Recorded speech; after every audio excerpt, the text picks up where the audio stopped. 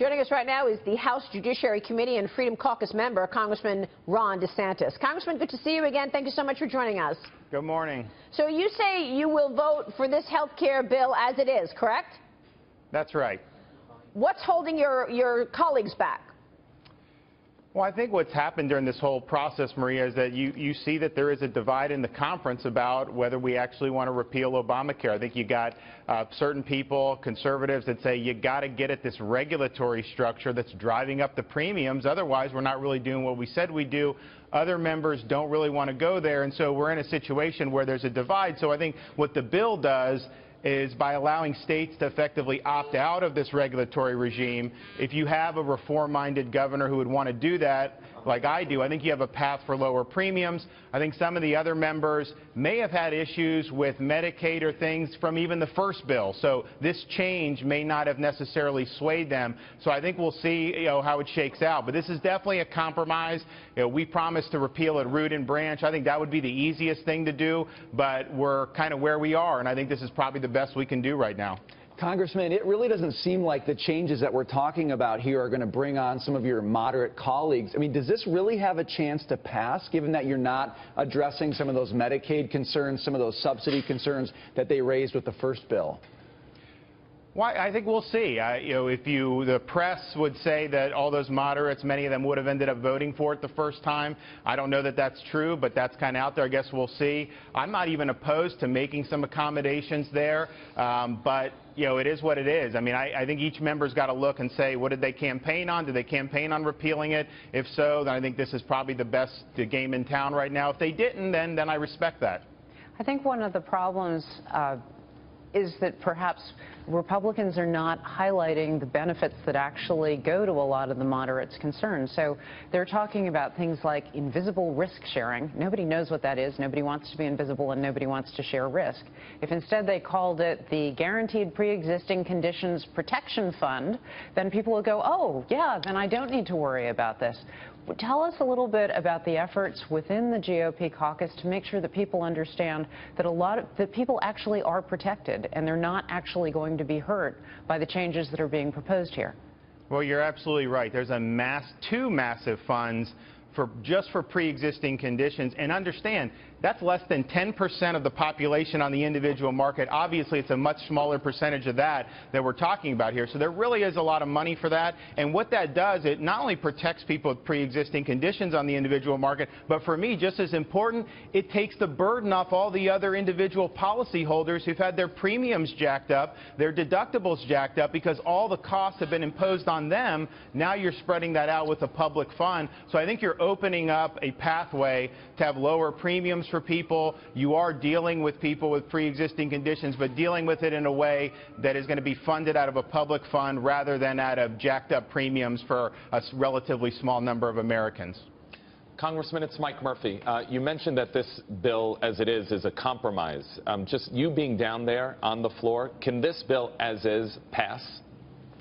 We don't know yet. I think that's what we're working on. I think that the Speaker and the leadership are working on it. I think they said that they're trying to educate some members on some of these changes. And for me, if you have a path to lower premiums and you have a path to give people more choice in their plans, that is the main reason people are so frustrated with Obamacare.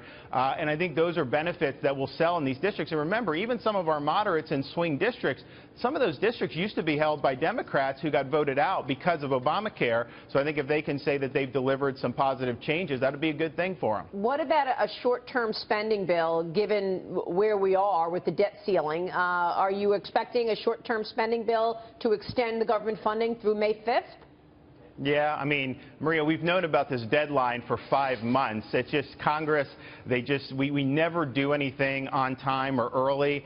So we're going to do that today. My view is the House needs to be able to move funding bills, and then the Senate should try to process it. And if Chuck Schumer is going to stand up there and filibuster funding for the troops and bring us to a lapse of appropriation, then shine the light on him. I think that's an irresponsible thing to do, but I think we kind of concede that because he has the power to filibuster. Therefore, there's nothing we can do unless we give Democrats everything what they want. So we got to get out of this funding box we've been in. We've been in this for years. We now have a Republican president who can help with this.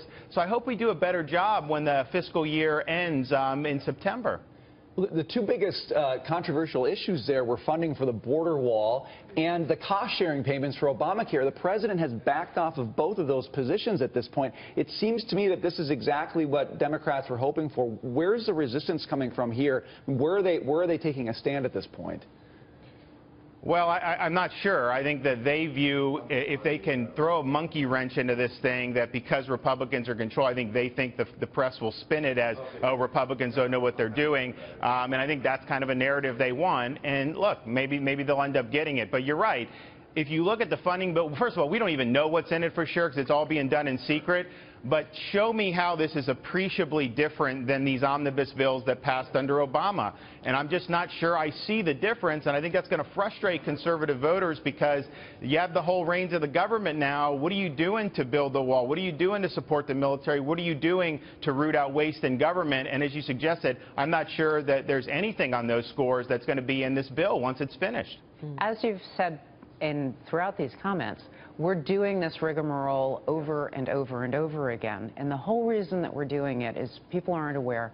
There aren't just one filibuster in the Senate. There's actually two. And it's the first one, not the one that stops debate and lets you have a vote. No, the second one that lets you stop debate and have the vote. But the first one that even allows legislation to get to the floor that's been misused in the last 20 years and never used to be used to stop deliberation on things that has become a problem. Is there a growing recognition that the Senate needs to get back to being a functional deliberative body and allow 50 votes to allow something to be deliberated about and have discussion about? Getting rid of that first filibuster. So when we do budgets, you do budget with 50 votes in the Senate. And we actually did a budget last Congress, both houses for the first time in years. But then when you go to fund the government, because the budget doesn't fund it, it's just a framework, you do appropriations bills. And you're right, Harry Reid was filibustering, even allowing funding for our military to come to the floor. And so there was no way that they could even debate it, much less pass it. To me, I think that's irresponsible. I would support 50 votes if you're funding the government pursuant to a budget that's already passed. To me, when you do the 60 for appropriations, you're watering down the power of the person. It makes it more difficult for Congress to wield it. So I think that's right. But I also think that if they're going to take a position where they're going to filibuster even discussing funding for our troops, you got to shine a light on it. You got to take that case to the American people, and we've not been willing to do that so far.